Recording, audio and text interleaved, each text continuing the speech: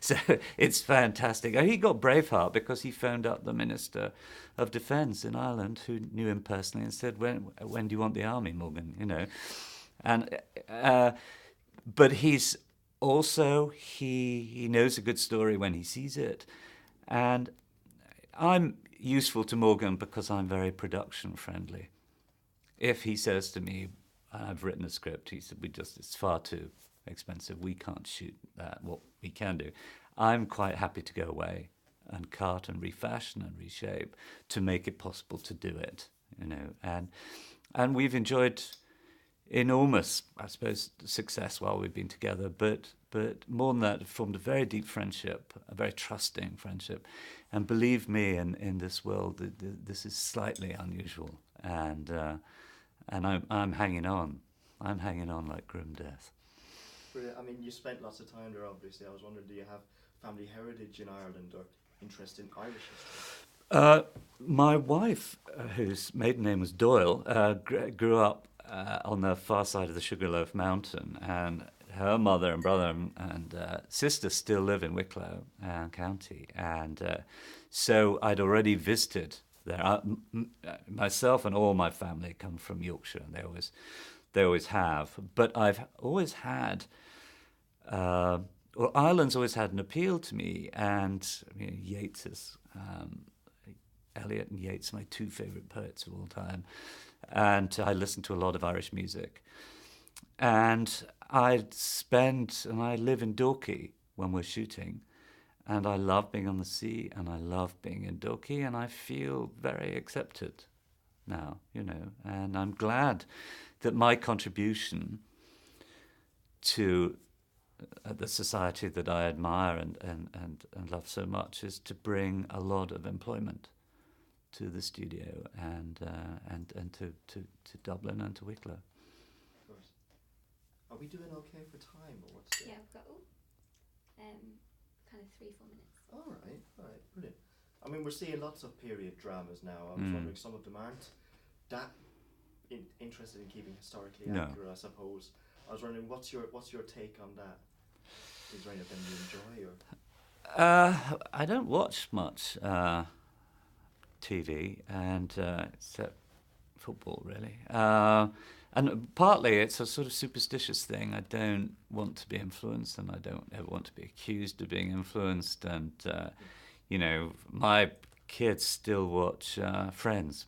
I mean, Friends is on a loop in our house, So, and Cheers and things like that. But there are, I know, and I've watched a little bit of the Scandinavian output. There are some good shows out there, and this is the golden age of TV drama.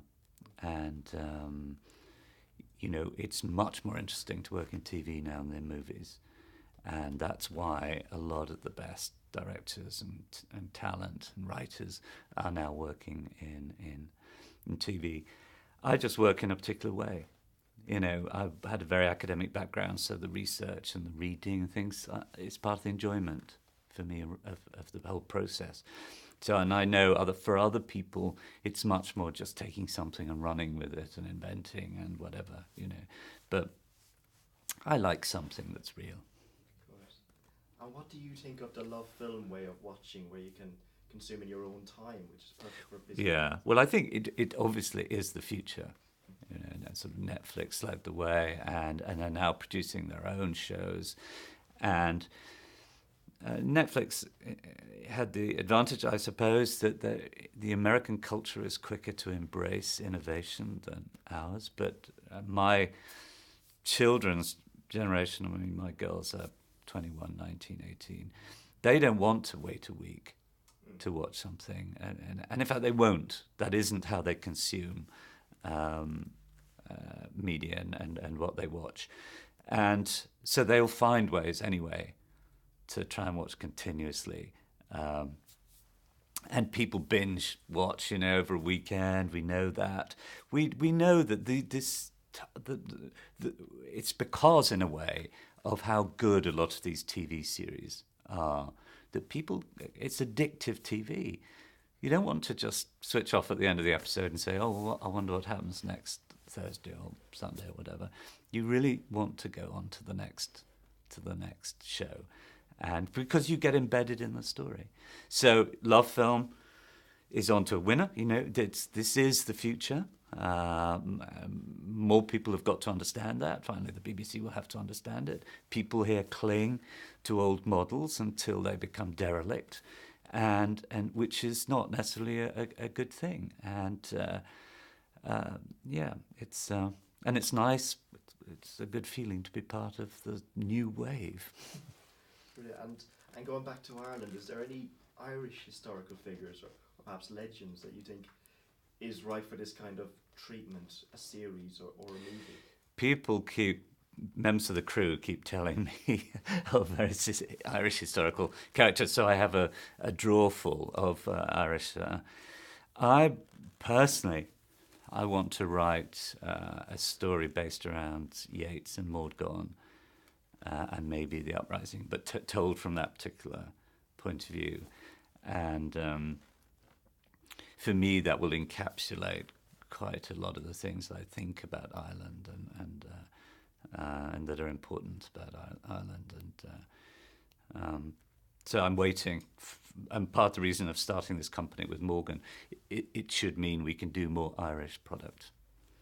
That's the goal. That's one of the goals. Yes. Brilliant. I think that's good for me. I think I can leave it there. Okay. Brilliant.